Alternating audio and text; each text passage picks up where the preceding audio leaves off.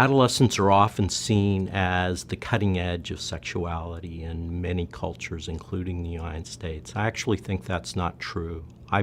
I find adolescents to be relatively conservative in the ways that they approach sex and the ways that they experience it.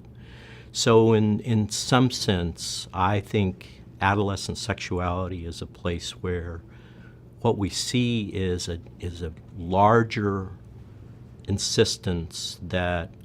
the issues of the experience of sex is important in people's lives regardless of who they choose to experience it with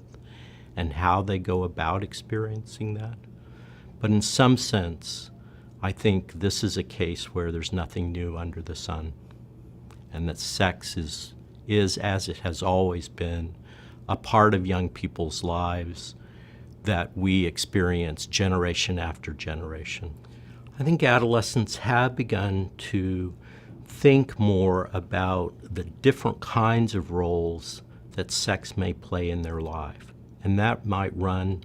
from behaviors where pleasure is an important part up front, such as masturbation,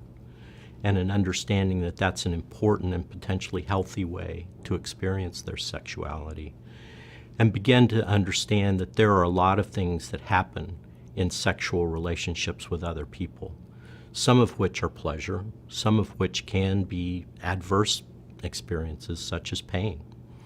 and some of which are the sharing or the lack of sharing, the communication or the lack of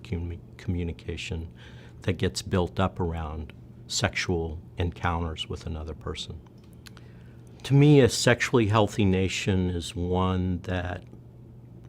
allows people to experience their sexuality fairly broadly in the ways that they wish to,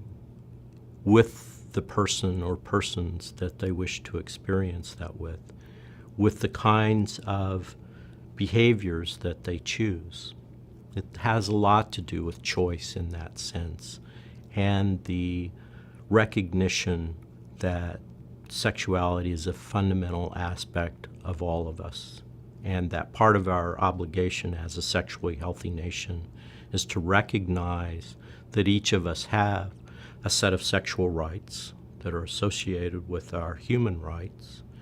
and allow us to pursue our sexuality in that fashion. That means that we have a set of legislative and public health approaches that endorse that perspective, that support it, and provide for the kinds of services, both educational and health-wise, that allow each person to pursue those aspects of their sexuality in the healthiest way possible.